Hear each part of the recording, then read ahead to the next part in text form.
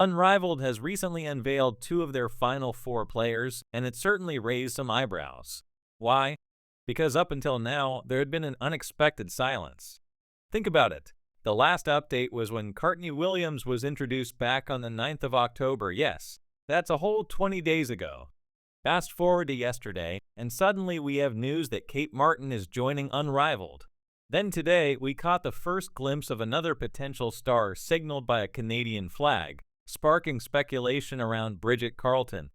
Now, if you're tuned into the scene, you'll know F. Collier mentioned there are 4 rookies on board, including Aaliyah Edwards. There's something genuinely intriguing about Aaliyah being included.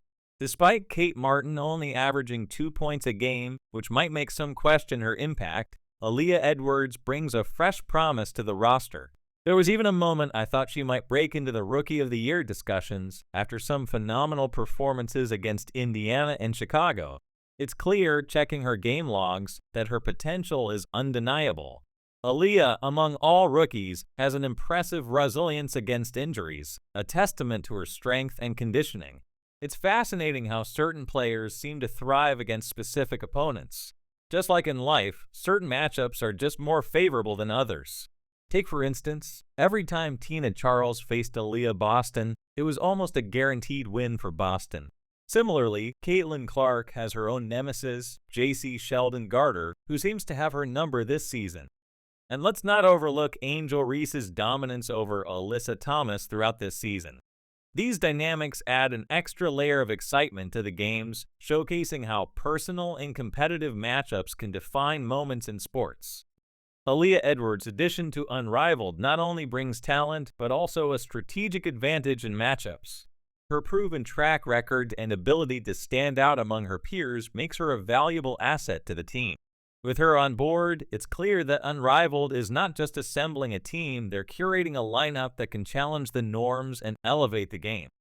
This is why her matchups are worth watching. They highlight her skills and how effectively she can swing the momentum in her team's favor. Once again, let's take a moment to reflect on the fact that she is a UConn player, solidly backed by Gan Ori's part ownership.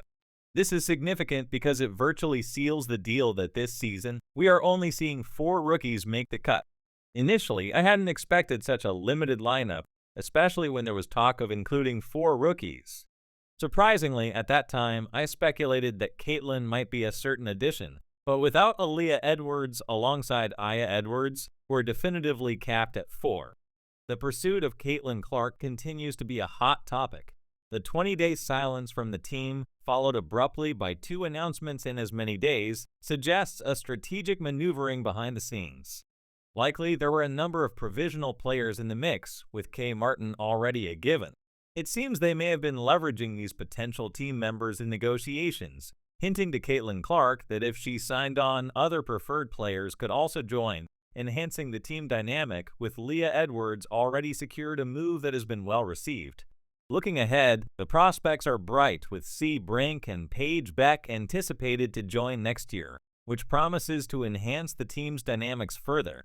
Leah Edwards, in particular, has resonated well with the fans and myself. Her debut season has been notably impressive. If you ask me to rank the top rookies this year during the regular season, I'd place Leah solidly in 5th position, which speaks volumes about her capabilities on the court. Discussing the all-rookie team, Ria Cardoso's inclusion might raise some eyebrows. Was she superior to Koss? Perhaps not, as I would rate her just slightly lower, marking her 6th. This positioning, though, underscores a broader point about expectations and performance, framing the anticipation of whether these rookies could contend for even higher honors like Rookie of the Year. However, this also firmly points to Caitlin Clark not joining rivals, settling the speculation and outlining the roster more clearly for the upcoming season.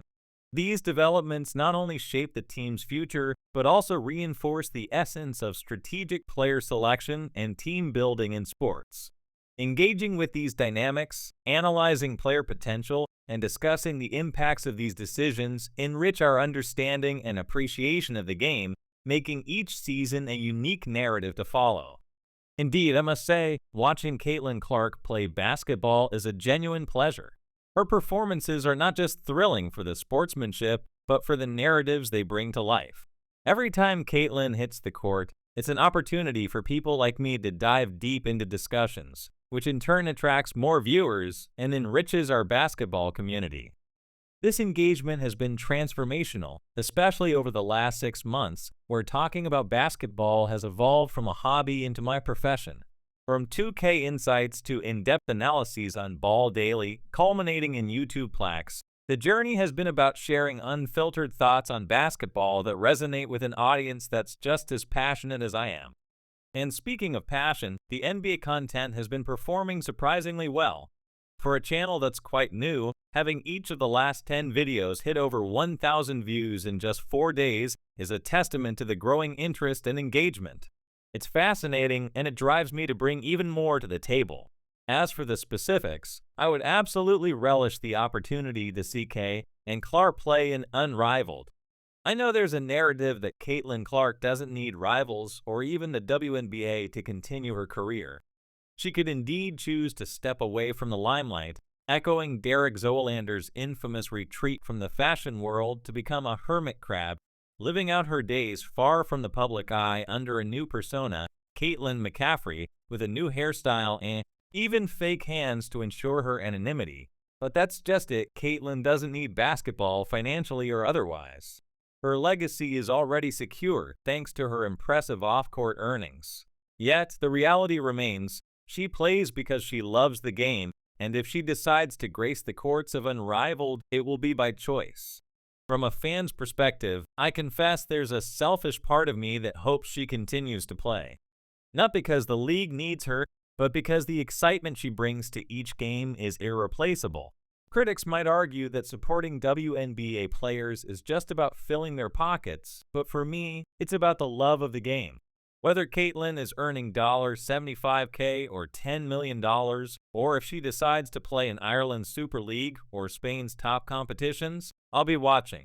Her presence in the game elevates it, makes it more thrilling to discuss, and frankly, more enjoyable to watch. And let's not overlook the broader implications. With Caitlin Clark on the court, even her detractors find themselves drawn into the excitement, proving that her impact transcends mere gameplay. It's about how she animates the entire arena, fans and foes alike. This dynamic is what makes following her career so compelling. In conclusion, whether Caitlin Clark decides to play or not, my commitment remains unchanged. I will continue to watch and discuss, bringing every ounce of passion I have to the fore. For those who share this journey with me, your engagement means the world. Your likes, comments, and subscriptions not only fuel this channel, but enrich the whole sports community. So let's keep this conversation going, and thank you for being such an integral part of this incredible sports narrative.